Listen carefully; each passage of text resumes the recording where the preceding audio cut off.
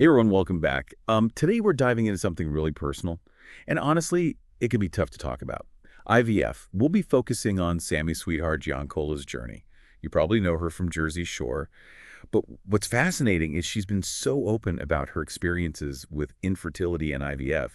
It's a really honest look at what it's really like. Yeah, a lot of people only see the glamorous side of celebrity life, but Sammy sharing her story, it helps break down those walls. And it shows that even those in the spotlight face these really personal challenges. Exactly. It can be so isolating going through something like this.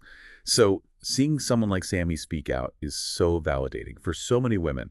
We all know her from reality TV. But I think a lot of people were surprised to hear she was going through IVF.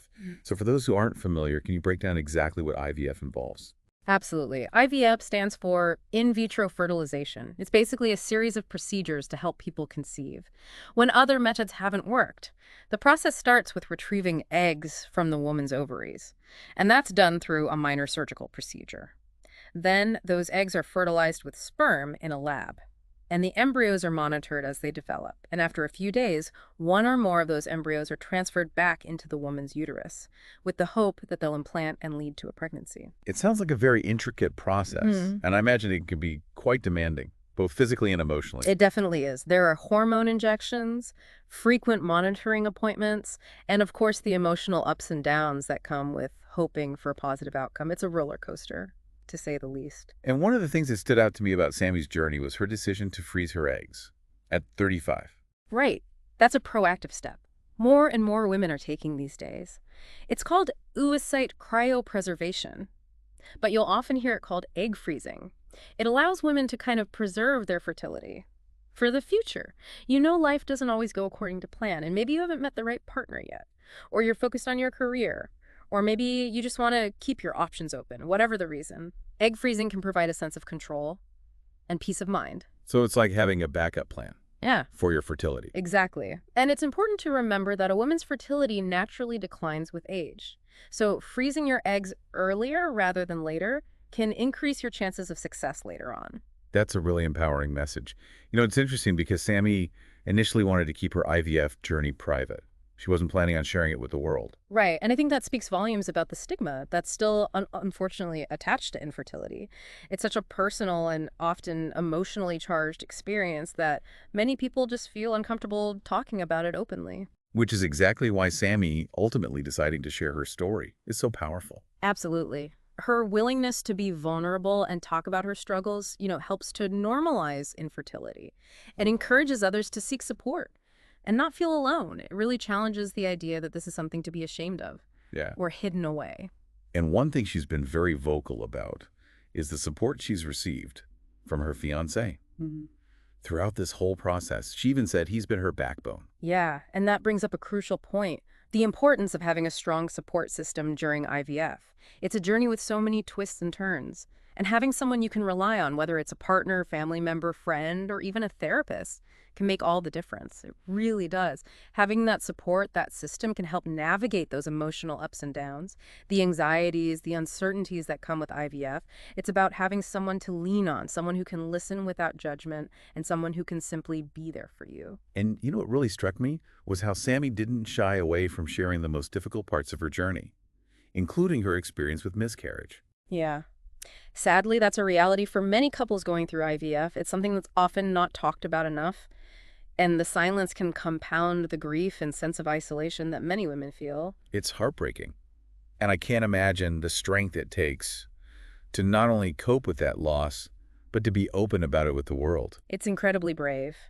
And, it's so important to remember that miscarriage is not anyone's fault. It's a common occurrence, unfortunately, and it's certainly not a reflection of someone's worth or their ability to become a parent in the future. That's such an important message, and I think it's so crucial to have resources and support available for women who have experienced pregnancy loss, whether it's through support groups, therapy, or simply having a safe space to share their feelings. Absolutely. It's about creating a community where women feel understood, validated, and supported through their grief. And the incredible thing about Sammy's story is that even after that experience, she didn't give up hope, and now she's pregnant. It's truly inspiring, isn't it? It's a testament to her resilience, her determination, and her unwavering belief in the possibility of becoming a mother. Her journey is a beacon of hope for so many women facing similar challenges, showing that even in the face of adversity, dreams can still come true. It's a powerful reminder that sometimes the path to parenthood is winding Hmm. and unpredictable, but the journey itself can be incredibly transformative. So having delved into the emotional side of things, I'm wondering if you could shed some light on the technical aspects a bit more. I know a lot of people are curious about how someone actually goes about pursuing IVF. Of course. Yeah. The first step is typically to consult with a fertility specialist. They'll assess your medical history, conduct some tests, and discuss your individual needs and goals. From there, they'll be able to recommend the best course of treatment, which might include IVF or other assisted reproductive technologies. And I imagine the process can vary quite a bit from person to person. Absolutely. Every individual is unique, and their treatment plan will be tailored to their specific circumstances, taking into account factors like their age, their medical history, and their partner's fertility as well. So it's really about creating a personalized approach. Exactly. And that's one of the things that's really evolved in the field of reproductive medicine, the recognition that one size doesn't fit all. It's about finding the best approach for each individual to maximize their chances of success. That's so reassuring to hear. And I know a lot of people are hesitant to even consider IVF because they have misconceptions about the costs involved. Right. That's a valid concern. IVF can be expensive, there's no doubt about it. But it's important to remember that there are often financing options available, and some insurance plans even cover a portion of the costs. It's definitely worth exploring those options and having open conversations with your fertility clinic about the financial And that aspects. makes sense. And I think it's great that you're highlighting those resources because the financial burden shouldn't be a barrier to accessing fertility treatment.